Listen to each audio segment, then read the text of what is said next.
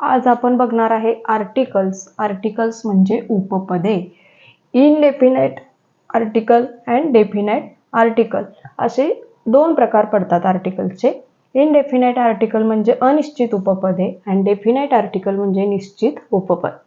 अनिश्चित उपपदे म्हणजे इनडेफिनेट आर्टिकल्समध्ये दोन आर्टिकलचा समावेश होतो, ए अँड चा. निश्चित उपपदामध्ये म्हणजे डेफिनेट आर्टिकलमध्ये द चा समावेश होतो. तर बघा, ए अँड द हे कधी वापरायचे? एखाद्या नामाच्या उच्चाराच्या सुरुवात स्वराप्रमाणे होत असेल तर अँड वापरतात, परंतु तीच सुरुवात जर व्यंजनाप्रमाणे होत असेल तर ए वापरतात. तर बघा, स्वर कोणकोणते आहेत?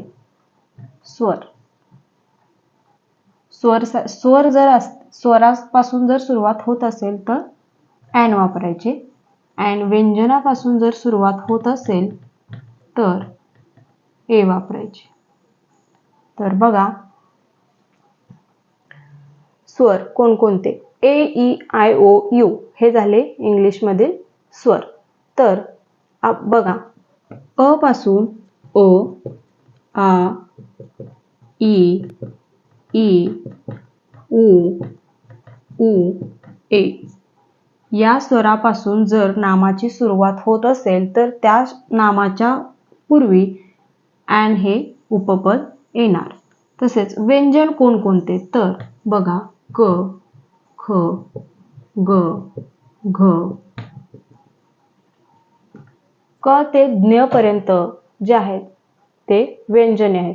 त्यापैकी कोणत्याही अक्षराने जर नामाची सुरुवात होत असेल, सुरुवातीचा उच्चार जर व्यंजनाप्रमाणे होत असेल तर ए हे आर्टिकल वापरावे. तर आता आपण बघणार आहे काही एक्झाम्पल्स. तर बघा, एक्झाम्पल्समध्ये आपण बघूयात अम्ब्रेला.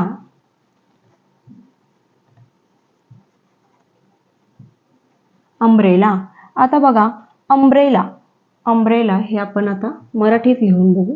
अम्ब्रेला.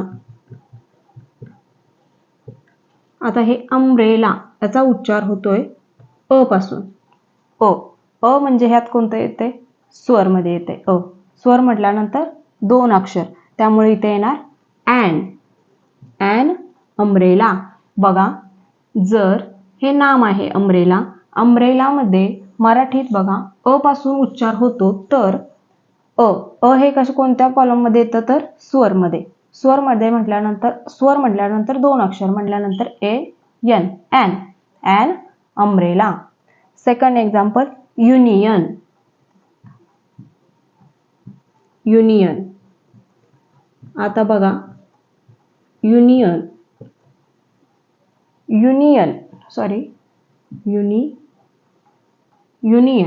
युनियन मध्ये यू ने सुरुवात होते. अम्ब्रेला या शब्दाची सुरुवात यू पासून होत होती आणि युनियन या शब्दाची सुरुवात सुद्धा यू पासून होते. पण मराठी उच्चार करताना अम्ब्रेलाचा उच्चार अ पासून होतो आणि युनियनची सुरुवात यू पासून होते. यू.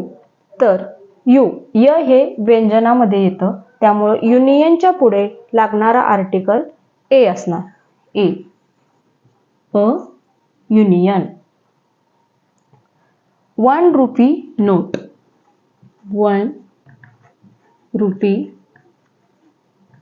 नोट. मराठीत बघा, 1 रुपी नोट. तर बघा, 1 रुपी नोट. व कशामध्ये येतं? व्यंजनामध्ये येतं, त्यामुळे याच्या पुढे काय येणार? 1 रुपी नोट मध्ये काय येणार? व हे व्यंजनाने होतं, त्यामुळे काय होणार? ए. बघा, जर क पासून न्य पर्यंत जी व्यंजने आहेत त्या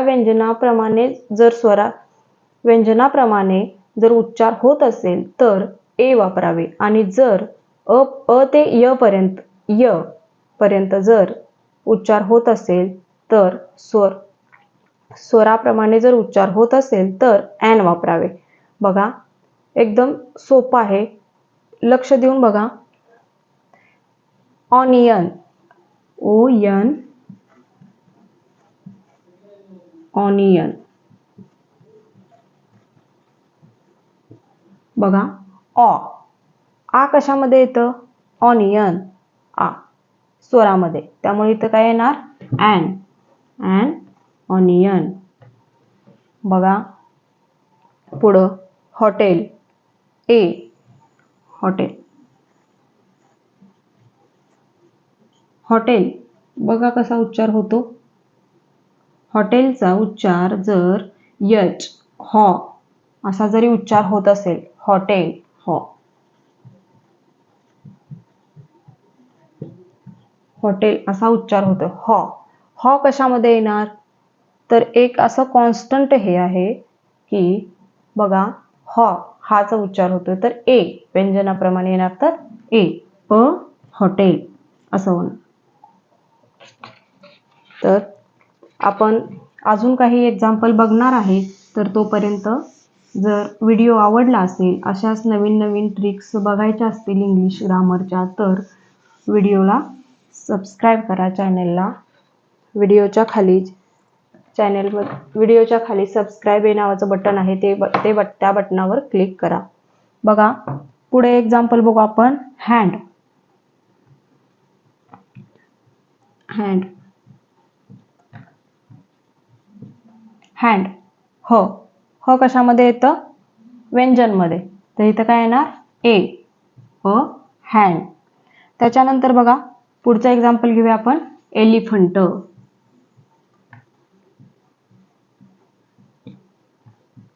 एलिफंट. आता एलिफंट ए कशामध्ये येतं? स्वर. स्वर म्हटल्यानंतर दोन अक्षर, ॲन एलिफंट. बघा युरोपियन, युरोपियन कसा उच्चार होतो ते बघा. European, European. य कशामध्ये येतं? व्यंजनमध्ये, त्यामुळे काय येणार? ए युरोपियन. बघा त्याच्यानंतर LLB, LLB आपण मराठीमध्ये लिहून घेऊ. LLB. बघा यल कशामध्ये येतं? ए. यल म्हणजे ए कशामध्ये येते? स्वर म्हणल्यानंतर दोन अक्षरे, ॲन LLB. बघा असे आपण एक्झाम्पल बघितलेले आहेत. नामाचा उच्चार जर स्वराप्रमाणे होत असेल तर ॲन वापरावे, आणि जर व्यंजनाप्रमाणे होत असेल तर ए वापरावे. अशी काही आपण एक्झाम्पल्स बघितलेली आहेत. तर आता आपण बघणार आहे द कधी वापरायचे. तर बघा द एखादी गोष्ट आपल्याला, कोणतीही जगातली एखादी अशी एकमेव गोष्ट आहे ती आपल्याला हवीशी वाटत असते, त्या गोष्टीसाठी आपण ती मला दे असं म्हणत असतो. ही मला दे, ते मला दे. तर द हे उपपद केव्हा वापरावे? द हे आर्टिकल. बघा द कधी कधी वापरायचे. द हे आर्टिकल केव्हा केव्हा वापरायचे? तर द ताजमहाल, द ताजमहाल. ताजमहाल ही जगातली एकमेव गोष्ट आहे, एकमेव अशी वस्तू आहे किंवा एकमेव असं ठिकाण आहे ताजमहाल, त्यामुळे त्याच्या पुढे येणार द ताजमहाल. तर पुढे बघा द सन.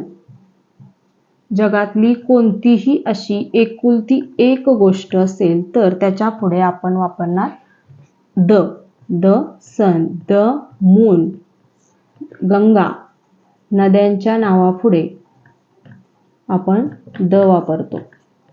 दिशा, कोणतीही दिशा, east, west, south, north east. तर त्याच्या दिशांच्या नावापुढे आपण वापरणार द.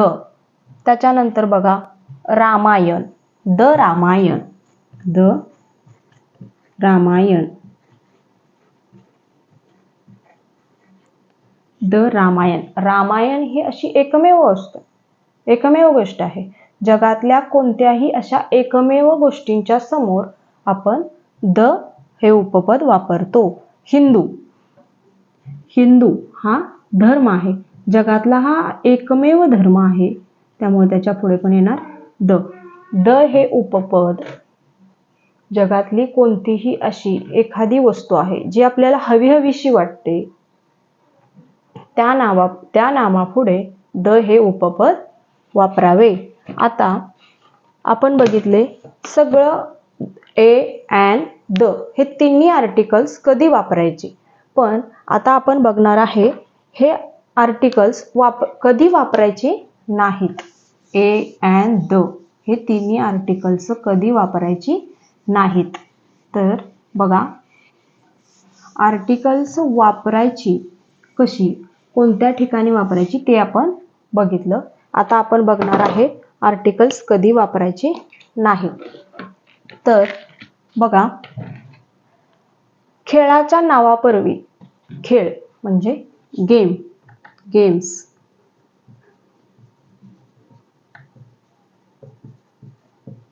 कोणत्याही खेळाच्या नावापूर्वी kho kho, cricket, volleyball, football कोणत्याही खेळाच्या नावापूर्वी कोणतेही उपपद वापरू नये.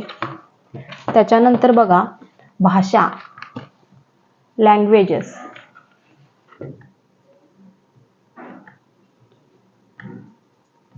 लँग्वेजेस कोणत्याही भाषेच्या अगोदर उपपद वापरू नये. भाषा. त्याच्यानंतर बघा भाववाचक नाव, ॲब्स्ट्रॅक्ट नाव, ॲब्स्ट्रॅक्ट नाव, भाववाचक नाव. भाववाचक नावापूर्वी कोणतेही उपपद वापरू नये. भाववाचक नाव. त्याच्यानंतर बघा सब्जेक्ट, कोणतेही विषय, कोणत्याही विषयाच्या अगोदर कोणतेही आर्टिकल वापरू नये. सब्जेक्ट.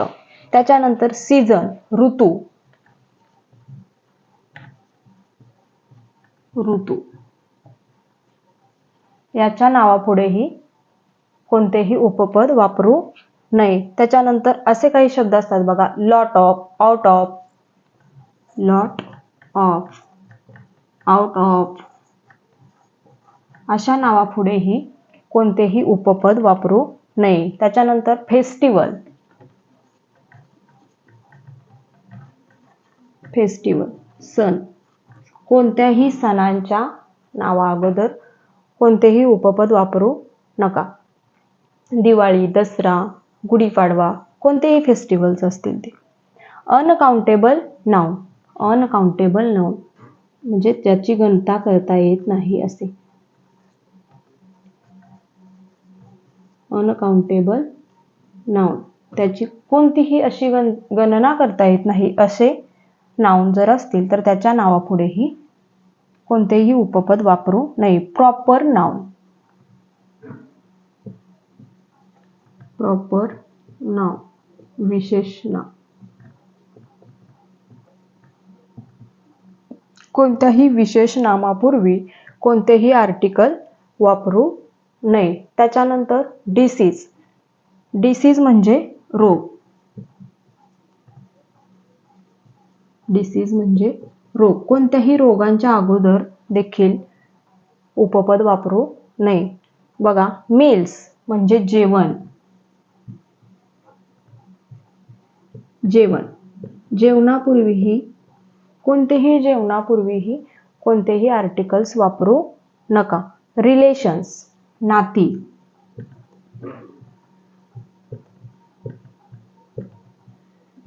नाती कोणतीही नाती असतील आपली त्याच्या नावापुढेही उपपद वापरू नये.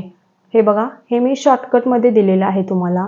पूर्ण डीप व्हिडिओ जर बनवायचा झाला तर तास दीड तासाचा व्हिडिओ बनतो. हा फक्त डेमो आहे. एकदम वरवरचं सोप्या पद्धतीने सांगितलेलं आहे आर्टिकल्स कसे वापरायचे ते. त्याच्यानंतर बघा, आज आपण बघितलं आर्टिकल्स, उपपदे. इनडेफिनाइट आर्टिकल आणि डेफिनाइट आर्टिकल असे दोन प्रकार पडतात. त्याच्यानंतर बघा काय काय बघितलं आपण. अनिश्चित उपपद, निश्चित उपपद, ए अँड द कसे वापरायचे, कोठे वापरायचे नाही. कोठे वापरायचे नाही बघा, कोणत्याही खेळाच्या नावापूर्वी देखील द अँड ए कधीही वापरायचं नाही. लँग्वेजेस, भाषा, कोणत्याही भाषेच्या अगोदर वापरायचं नाही. ॲब्स्ट्रॅक्ट नाउन, भाववाचक नाम, सब्जेक्ट, विषय, सीझन, ऋतू, लॉट ऑफ, आउट ऑफ असे काही शब्द असतात, त्याच्या नावापूर्वीही कोणतेही आर्टिकल वापरायचे नाही. फेस्टिवल, सणांच्या अगोदर. अनकाउंटेबल नाउन, त्याच्यानंतर प्रॉपर नाउन, विशेष नाउन. डिसीज, रोग, मील्स, जेवण, रिलेशन्स, नाती असे